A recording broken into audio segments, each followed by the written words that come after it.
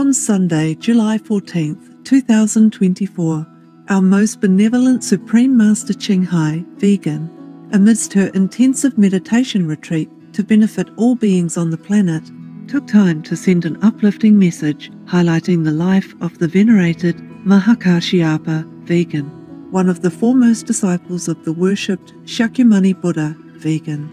Master also revealed more of the gifts that Mahākāśyapa has sent her, her past life connection with him, and where in China his manifestation body is now living.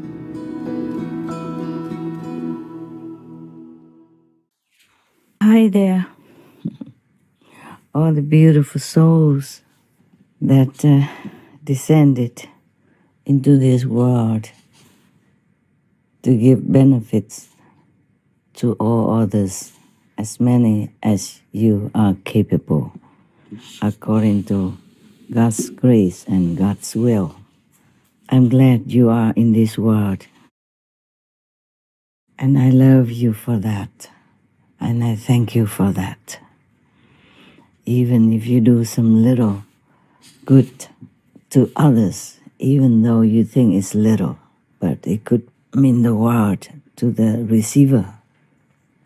At least your soul is pure, your heart is benevolent, as you are worshiping God, praising all the masters, and thanking all the noble souls who are doing God's will for the benefit of all.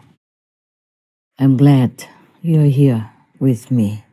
Otherwise, I probably would have felt or would be still feeling very lonely on this planet, as we are kind of far away from home. Though it's not far, but because of physical space, it makes us feel that it's far. But as long as we meditate inside, we can always contact home or make a brief visit to some nearby neighborhood of our heavenly home. I want to ask you, please also help me to thank Mahākāśyapa, because I don't think I thank him enough. And I want to tell you his story so that some of you who don't know who he is would feel honored to know him. You see, Mahākāśyapa was one of the foremost disciples of the Buddha when the world Honor One was still alive, and he was named the ascetic number 1. Buddha had 10 foremost disciples, and some of them had a title, like Mahākāśyapa is ascetic number 1. Maudalagayana is like magical power number 1. And the great Anand is good memory number 1. Yes. There are more. Sariputra is the wisest, for example. And according to a Buddhist legend, Mahākāśyapa, the real Mahākāśyapa, the monk, one of the foremost disciples of the Buddha, is still alive today on earth and meditating in a place, maybe a cave in a mountain, which is named Chicken Foot. Yes, so the one who had given me the Buddha Sarira, your sister wanted me to change the photo that they put on in the first place. They were not the ones that Mahākāśyapa gave me, so she wanted me to change it to the real photograph. I really want to see it now, but I'm kind of far. I couldn't get there quickly enough yet. Besides, I'm still in retreat. I don't want to go too far. I shouldn't. Once you are in retreat, you should be always in one place, as concentrated as possible in one place. Maybe you could be in the garden, but without seeing anybody and without letting anybody see you, so that you can harness all your power for some special purpose. Many people do retreat just to invigorate their energy and to harness other power so that they can accomplish some task. Yesterday, I had a talk with my dog people. Sometimes it's telepathically only. Sometimes it's possible by phone. And the dog people even know what I have revealed to you. I did not want to. I did not want to reveal it, what God made me. And after I revealed it to you, I asked God 3 more times whether or not it is the right thing to do, to reveal to you my real identity. Or if not, please let me delete these parts, because I don't know how people would react.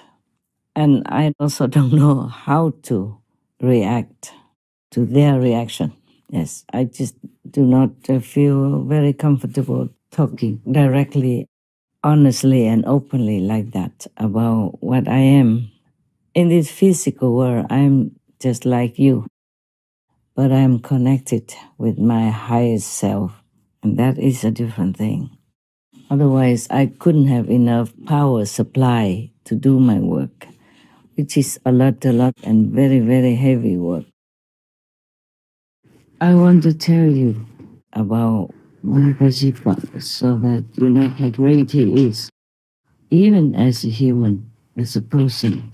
Not to talk about a saint. He really is a saint. He kept his discipline. In Buddhism, you have 13 very strict disciplines which you have to adhere to in order to be called the best ascetic. Like you cannot eat after noon, and you eat only 1 time a day.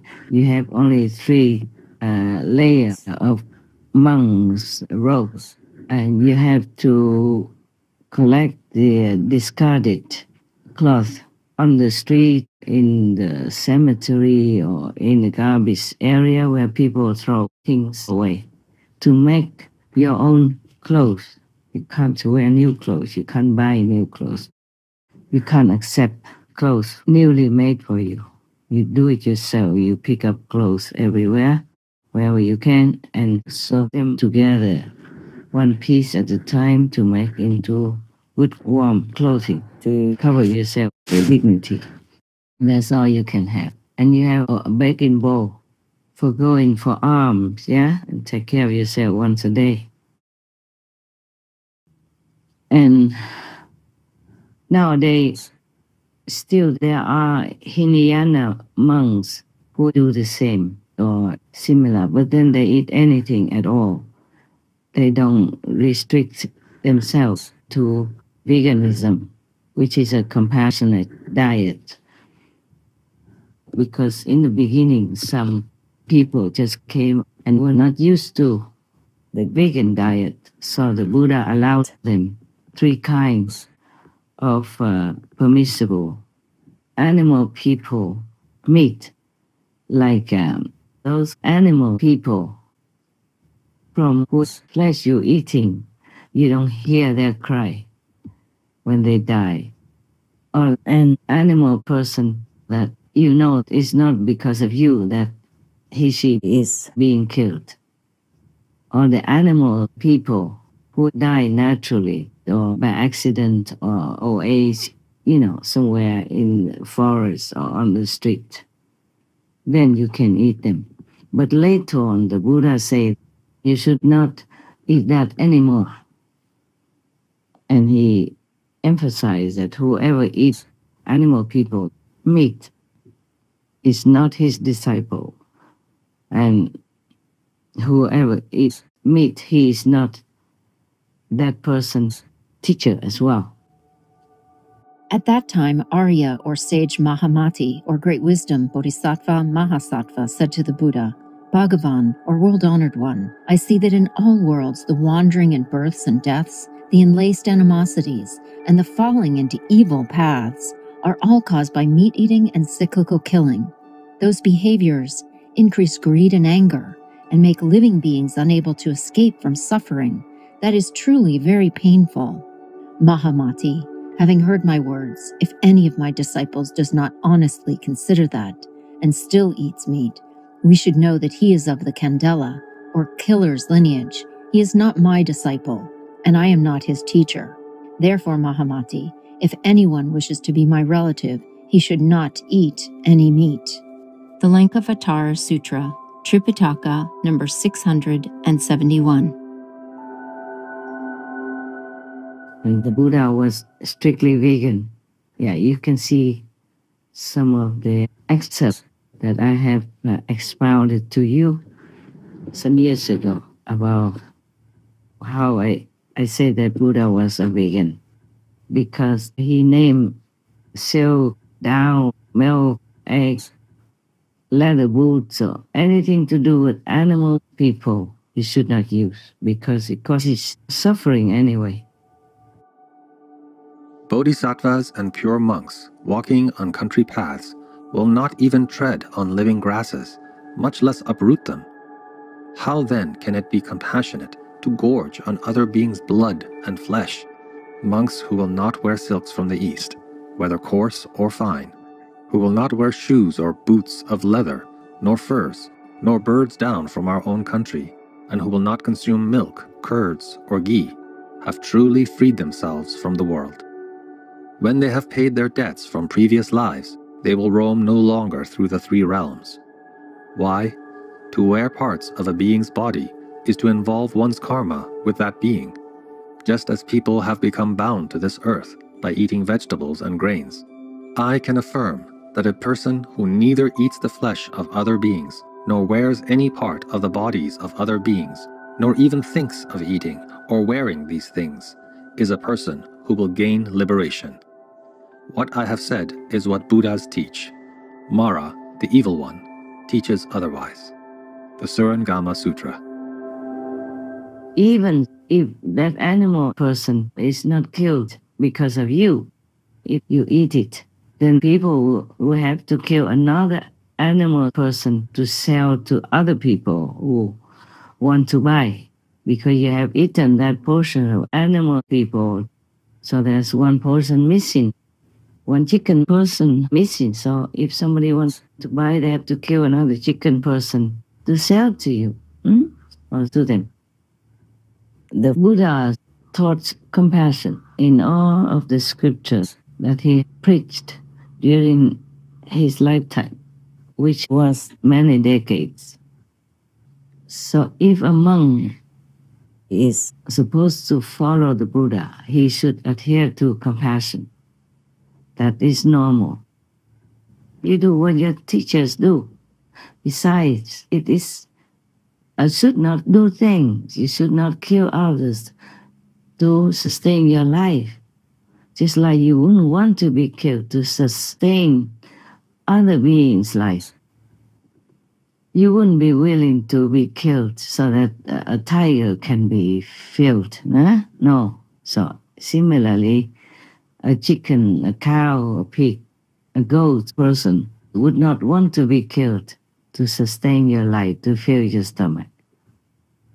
If a monk is wearing, monk's robe, which is very dignified and represents liberation, represents compassion, and just sit there, munching, biting, gnawing, jumping a chicken person's leg, then I would feel very put off. I saw it before in some Hinayana Buddhist country, and it was really a sight that I would not want to see again.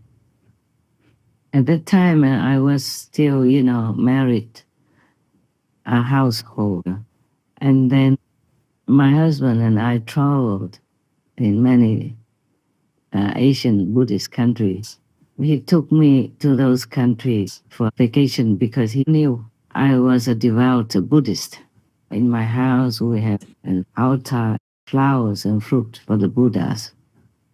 And he even planted flowers and, cut some for me to put on the altar for the Buddha when he saw some flowers withered. Yeah, he changed.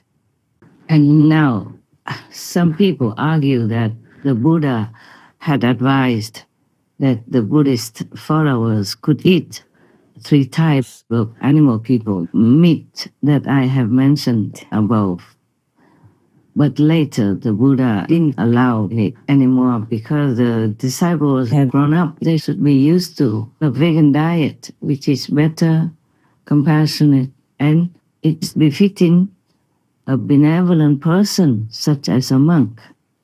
So even in some other sutra, or maybe the same sutra, some monk asked him what to do if when he went out for alms, some of the followers give them animal people meat with the rice or other vegetables, what to do?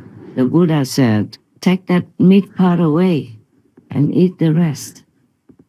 So overall, everywhere almost, the Buddha always advocated the compassionate diet, which is the vegan diet. Okay. Now, even if the Buddha did not force you to eat vegan or allow you to eat the 3 kinds of animal people meat, I would not want to. Why would we do that when we have plenty of food? Even nowadays, oh God, we could never eat all of the food that is produced, not to mention about the no-pain food that I adhere to, but not often even. Even if you just can live with brown rice and sesame, that would be also okay. So I don't think we should argue about eating animal people, meat or not eating meat, the 3 kinds of pure meat or not. Yeah, we should not, because to be a monk is really to be in a noble position. For me, Yeah. And the example that you make by the way you live your life is enormous to the faithful. They copy you. They learn from you because they respect you. So we would like to make a very, very noble example, a dignified example, befitting the representatives of the Buddhas and the representatives of God Almighty on earth. Imagine how this is sound to you if you are a child of God, if you're representing God, if you're representing the Buddha, and yet you're sitting there showing that you care nothing about the suffering of another being who was kicking, quacking, or mooing yesterday or a few hours before you chomp it down. It's just normal common sense.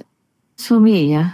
For you, of course, I think it may be the same. Most of you are the same, except some new ones or some at a lower level have less sensitive feelings. But for me, even though there's no pain food, I myself cannot even personally pluck them to bring in and eat when they are still alive. In the garden, for example, if it's already sold in the market, then I could maybe, but even then, I don't feel very good. I prefer not to eat them. I prefer just like brown rice and sesame. There is enough nutrition for me to do all my heavy work, mentally, intellectually, and all kinds of other aspects as well. But still, if I can live on just very simple food, then I would be very happy. I wanted to tell you about Mahākāśyapa. Okay, Mahākāśyapa, he's supposed to be still in that chicken foot mountain, and many people went there for pilgrimage and buying souvenir stuff from there. They believe the souvenir have blessings from the great Mahākāśyapa. But he himself, the real monk, is staying in that mountain. Nobody can see him, of course. He's hidden inside a cave within the mountain. But he himself has just a manifestation body. And that body is in China as a human, just doing what we're doing as a human.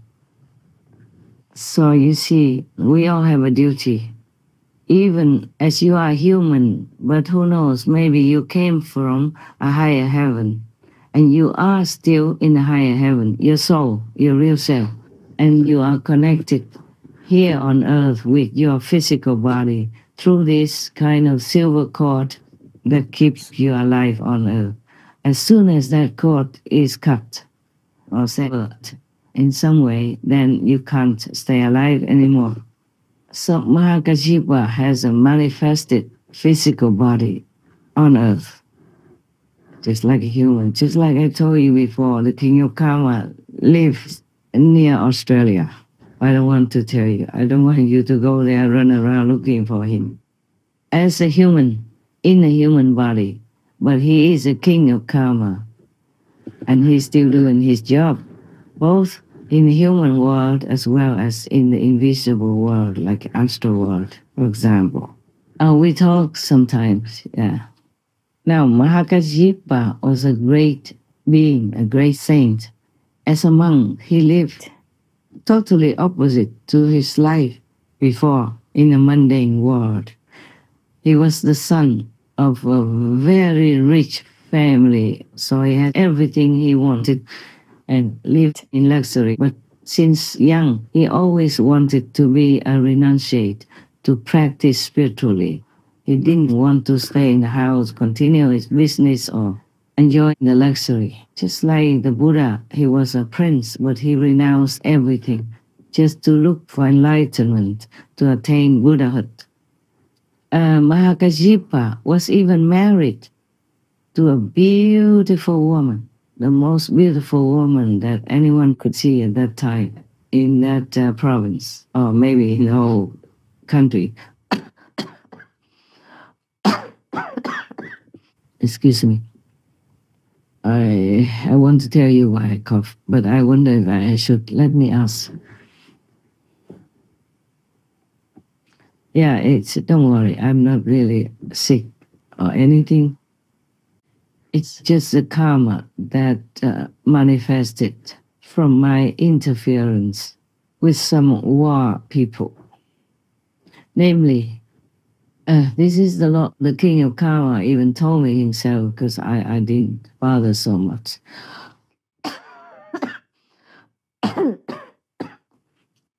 Sometimes the information just came to me voluntarily, naturally, without me searching for it. Or maybe sometimes I think about the question in my mind, and then some king of a different department would tell me, would give me a message. There are many kings of different fields, different missions. They all came to me one day, because I was called King of Kings of Kings of Kings, yes. And that also means King of all the past kings, and King of the present kings, and King of all the future kings. That's why. And there are many of them. King of Peace, King of War, King of the Wind, King of the Stars, King of the North Star, King of the South Star, King of Benevolence, all kinds of kings. Even king of the zealous demons, or king of zealous ghosts, they all came to me one day. When was it? Was me last year then? Last year, sometime in April, yes. Some occasion, they all came just to pay respect. I don't bother them that much because they are busy, they're doing their job. And only when really necessary for some information, I would call upon them and we talk. So we don't talk a lot, like the way I talk to you. I wasn't aware of such a serious name before. I thought it was too long and they should cut it short. If they want to call me King of Kings, okay. And the other ones that just say, okays. Okays means of kings. K-okays. Something like that. When I was writing something and they spell it out to me, I said, don't make it too long. I'm lazy to write. So that's why I was telling them like that. And I say, why do you all have to keep calling me this? It takes too long. Because sometimes they have to spell it to me, and they don't call me just you and I. They call me King of Kings of Kings of Kings. And it's just too long for me. So one day they all came and say, this is why we call you King of Kings of Kings of Kings, because you are our king. And in the future, when other kings come, you will also be their king. And in the past, you were also king of all the kings. So now you know also all these questions in your mind, why I have this and that title. I didn't ask for it. The first time, I also didn't know it was me who talked to me. So I asked, who is it?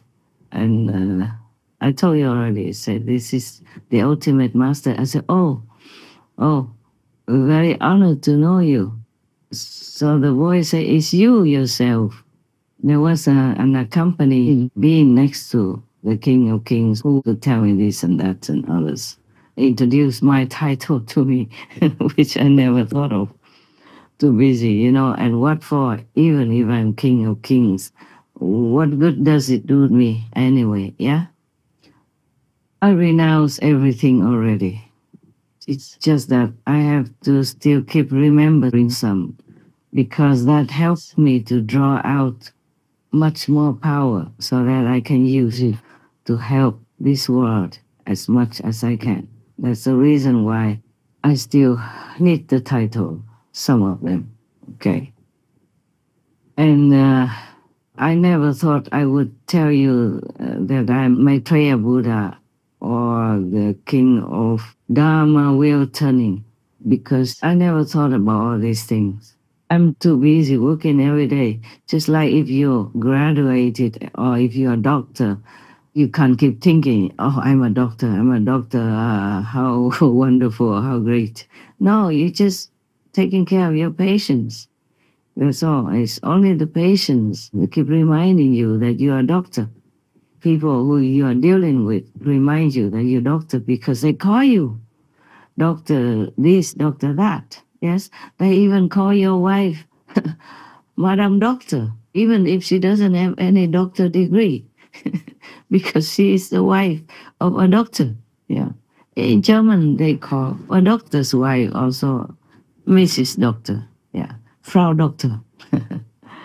So it's nice. See, if you're a woman and you want to be called doctor, just marry one.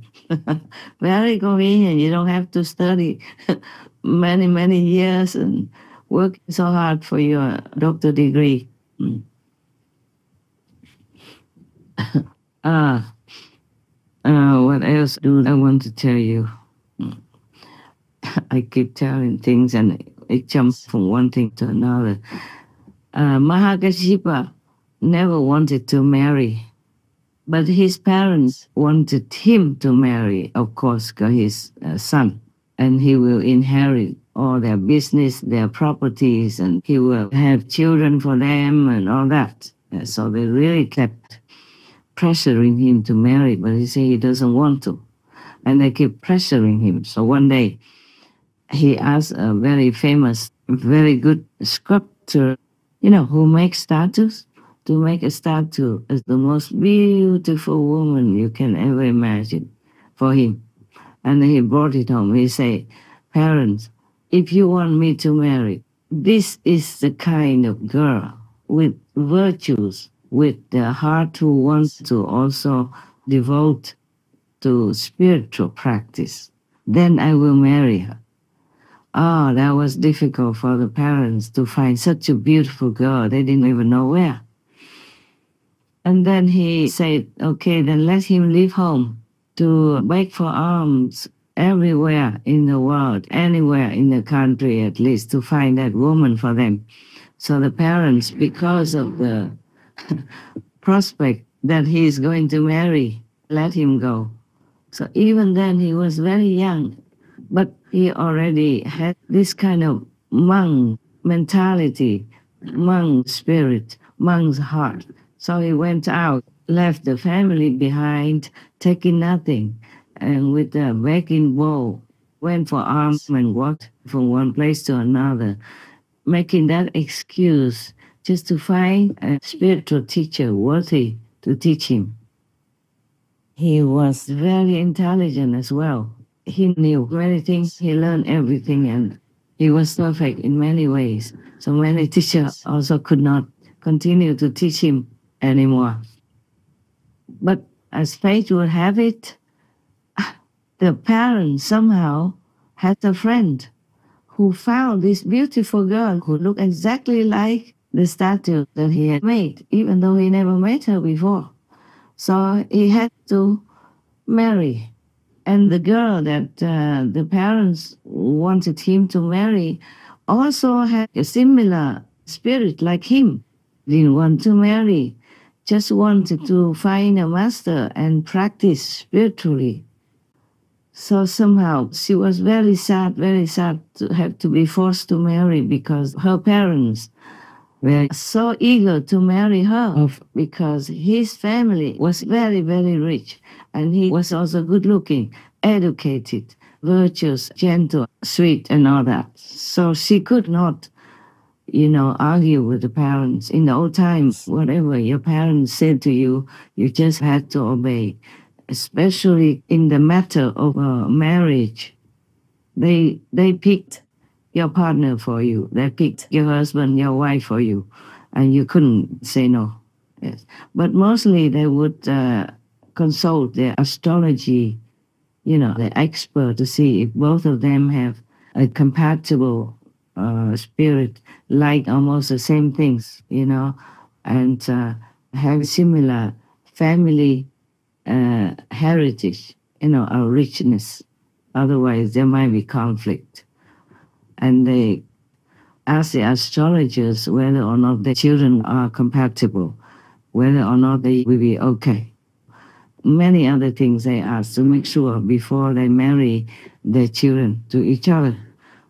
If that family has money and all that, otherwise, if it's just a poor family, they just do it. Mostly, maybe they couldn't care too much, they couldn't afford too much.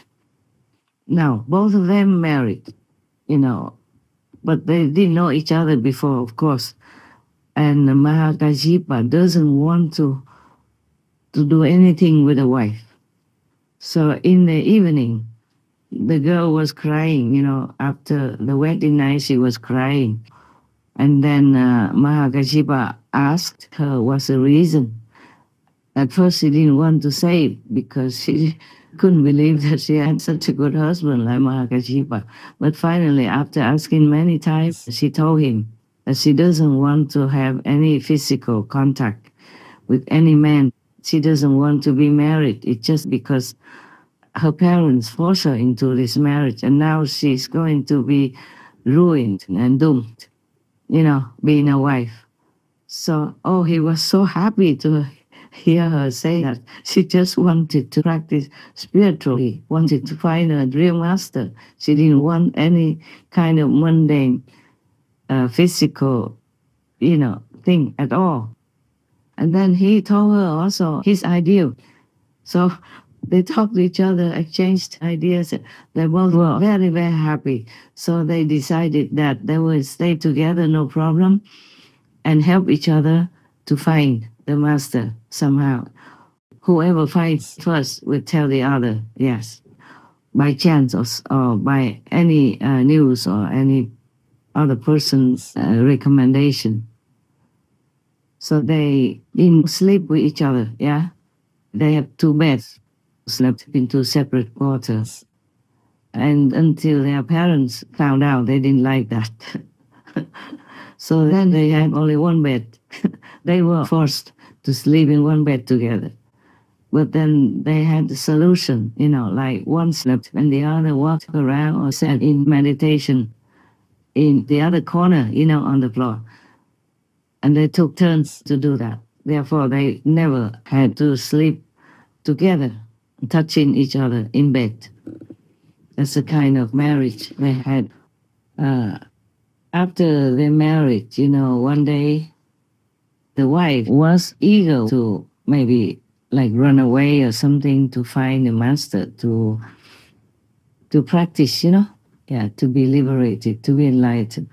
But Mahākāśyapa told her, just wait a little longer, We can't just leave the parents like this. And he was very filial as well, and a good son. So after some years, the parents died.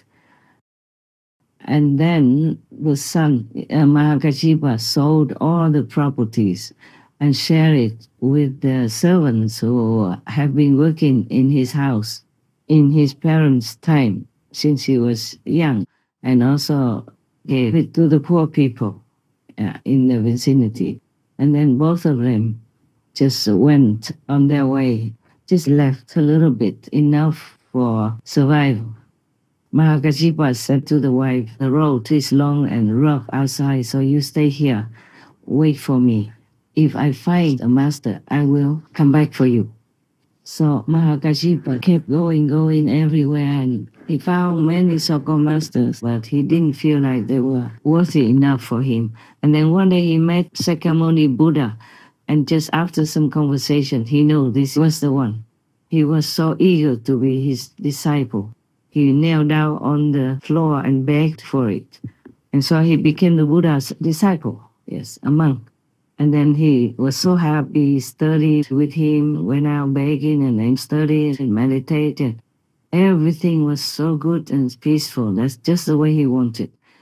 And he became an arhat in no time.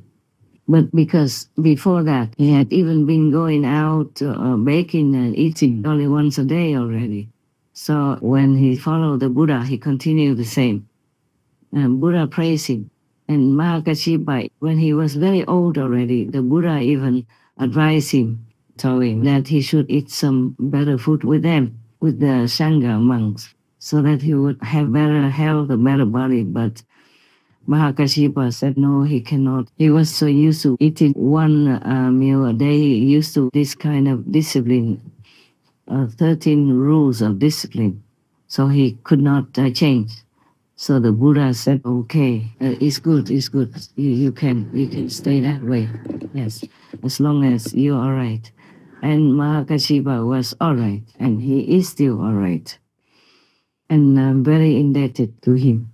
I want to tell him again that I treasure the gift of Buddha's Sarira very much, very much. I don't know how to find words to express how much I appreciate it.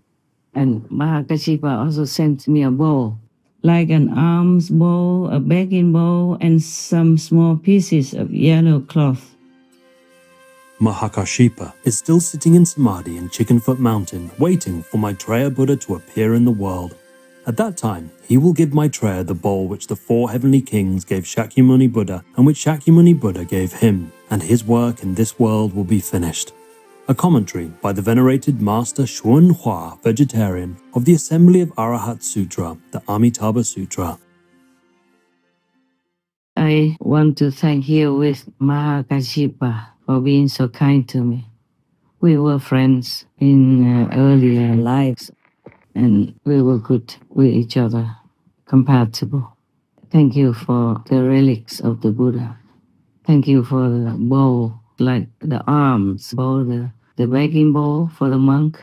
And thank you for the pieces of beautiful yellow cloth as well. I guess I can't use any of these things that you have brought. The relics are too precious to just use them for anything else. And the bowl, I think I keep it for a souvenir.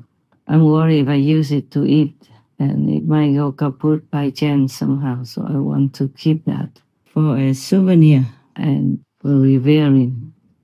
And nowadays, you can't wear jasa, monk's robes, and then go around begging with a bowl. No. It's very difficult to live like that nowadays. Unless you are in some very devout Buddhist country, India, Sri Lanka, Iraq, or Burma, etc.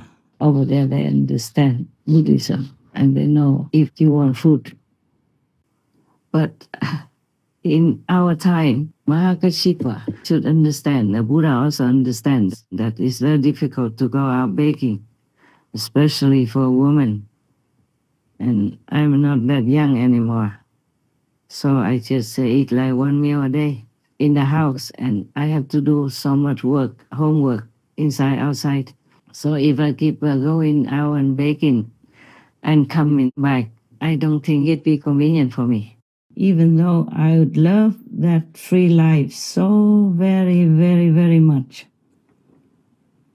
Now, Mahākāśyapa, he was already an ascetic, so spiritual, you know, he learned some with other masters before the Buddha.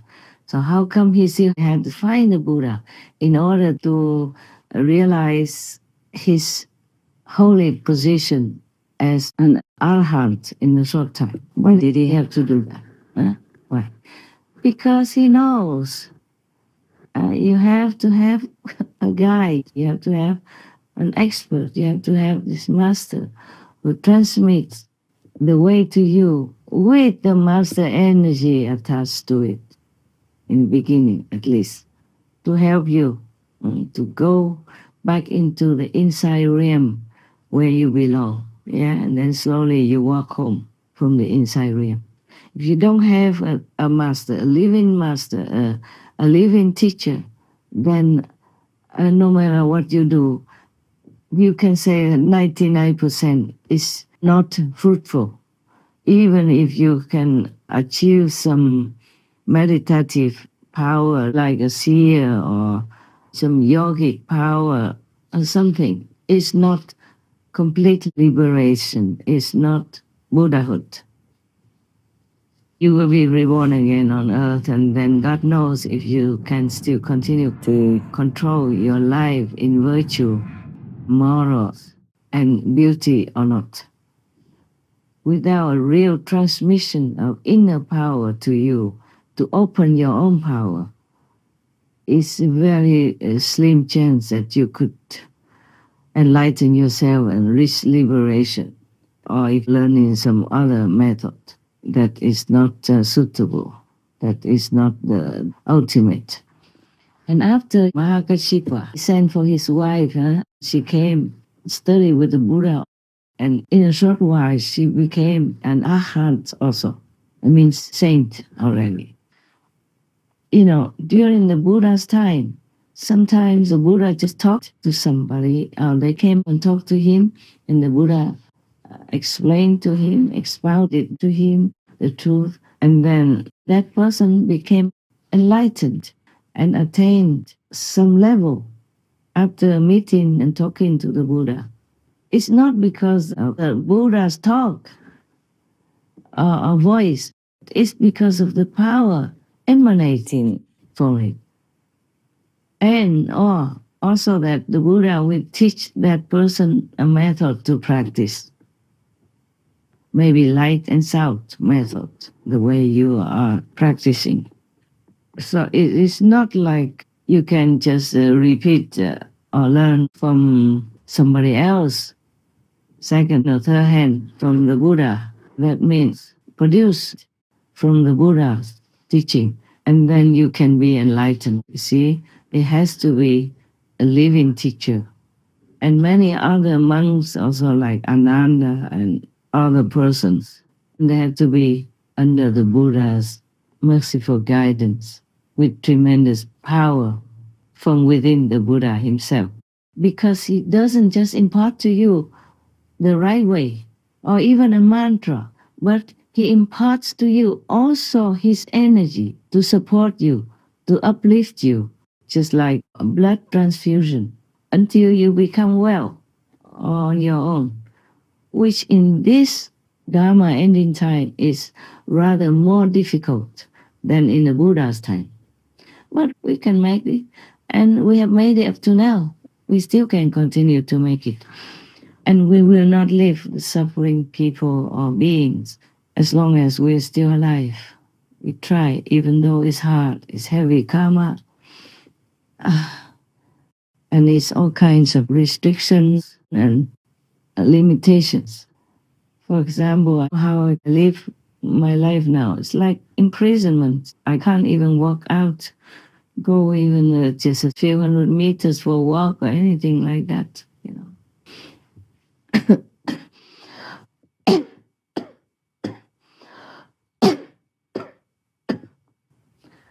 Even if I want to take some photographs, I have to see that maybe that place is empty, the garden has nobody looking, or take just some steps away from the door.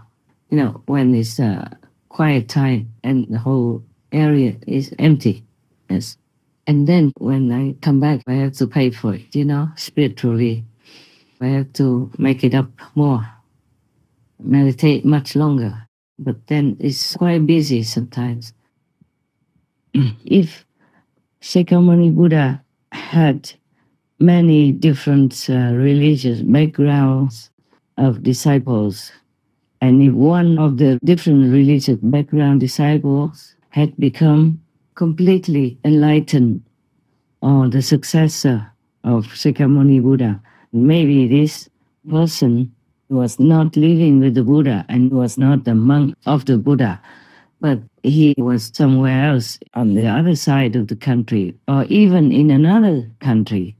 Then, according to his master and the Buddha's order, he would either give initiation in his hometown or anywhere else and keep the appearance of his own religious background. So people come there to get enlightenment. I don't have to see a person from the same religious order as the Buddhas.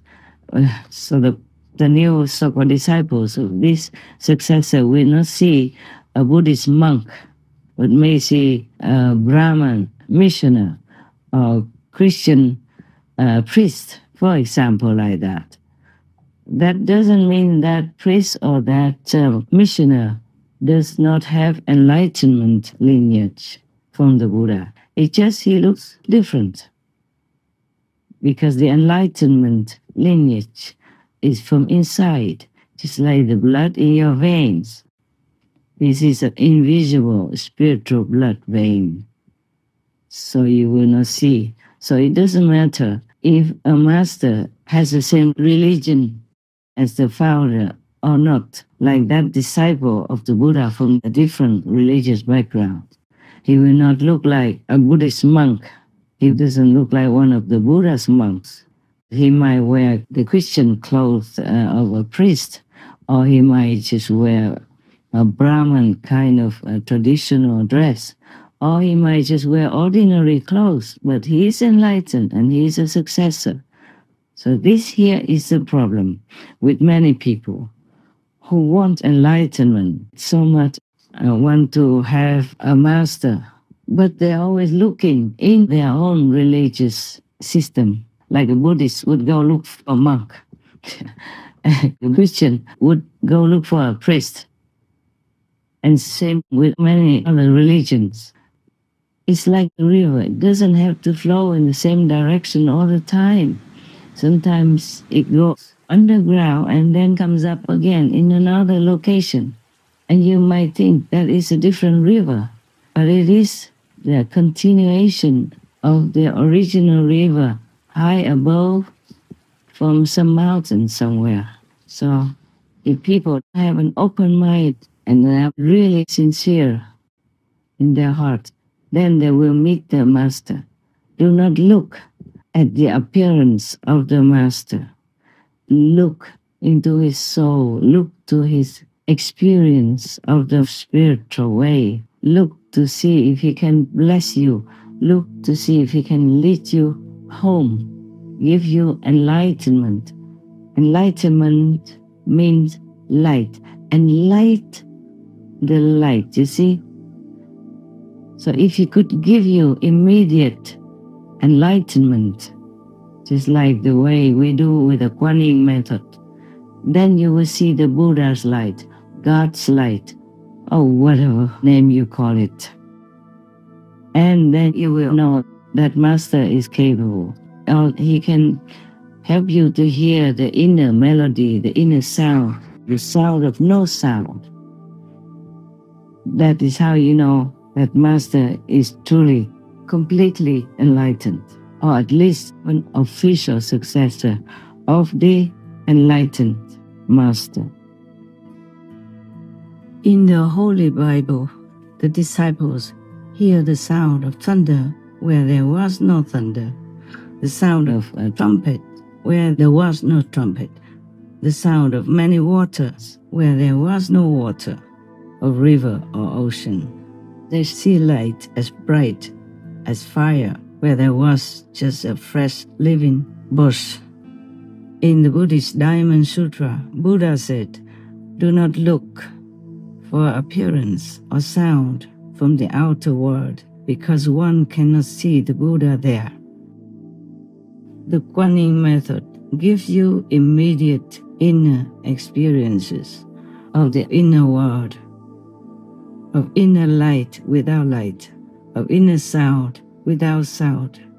It's all from God's direct inner teaching, from Buddha's direct inner teaching. That's what you must know to be liberated in one lifetime, in this lifetime. Even in the Dharma ending time, in such a desperate, troublesome, and dangerous time as our time. So it depends on your luck, hey? Okay, but the criteria is that you have to see the light of heaven and hear the voice of heaven, the word of God, the teaching of the Buddha directly. That's the criteria. Because if you look for your own religious kind of system, the priest, monk, mullah, imam, prophet, or whatever you name it, then you might be disappointed. Because, as I said, like the river, it runs elsewhere. It doesn't stay in that same place all the time. After a while, it disappears underground and then it emerges again elsewhere. So enlightenment is what you seek, not the outer appearance of someone who should impart that enlightenment to you. So just to say that you can be enlightened alone without the Buddha, without the Master, is something almost like impossible. Like you polishing a brick, hoping to make it into a mirror. No, not at all, no good. And even if you meet somebody, maybe a monk, a priest, a mullah, a maharaji, and you might think you found the right one. Just after initiation or in the beginning or before, you wake up from your samadhi at the initiation time and you might see the master become exhausted. And sometimes if you have your third eye open or your clairvoyant ability with you, you can see the master maybe being punished, being beaten up by those negative demons that jump out of your being and other initiates at the same time. And maybe the master can get very sick, either immediately or, a little while after. And then she needs to recover her spiritual strength. So we really are in debt to all the masters in the past and present for sacrificing themselves to the utmost. Some disciples have very heavy karma, but the master never asks what he did before, how he will repay his kindness. No, nothing. It's all unconditional. It's all love, guidance, and truly caring in God's grace. You feel the love. If truly is a real master, the moment you meet them, you will feel something. They lift you up. Even if they just give you a test, like, okay, close your eyes and recite this Buddha's name or your religious founder's name, then you immediately will enter into samadhi. Or before, he did not even need to tell you any instruction yet. Yeah. Because our master power is beyond imagination. The stronger the master, the more she can take more souls back to heaven and make the disciples more comfortable in the physical life. Until then, only the lucky ones in the world truly meet the good master. Okay, if I have any other things to tell you, I think I talk more later. It's no rush. May God bestow upon you all the best, not necessarily money or possessions, just the best. May you be well, may you be blessed, may you be loved. Know it and feel it. Please do meditate well. Thank God, praise God. Thank the Master, praise the Master. And you will be graced with abundance, physically, emotionally, and spiritually. Amen. So long. Most merciful Master, we are ever grateful that you continually share such precious spiritual knowledge that we otherwise never would know to inspire and elevate us all. You set the absolute best example of how we should conduct our lives. Our deepest gratitude for reminding the world again and again that we must seize the very rare opportunity to gain self-realization while we still have a human body by finding an enlightened master and practicing the meditation method they impart. May God Almighty ensure everlasting serenity, calm and security for Master, as well as the very best of health and wellness.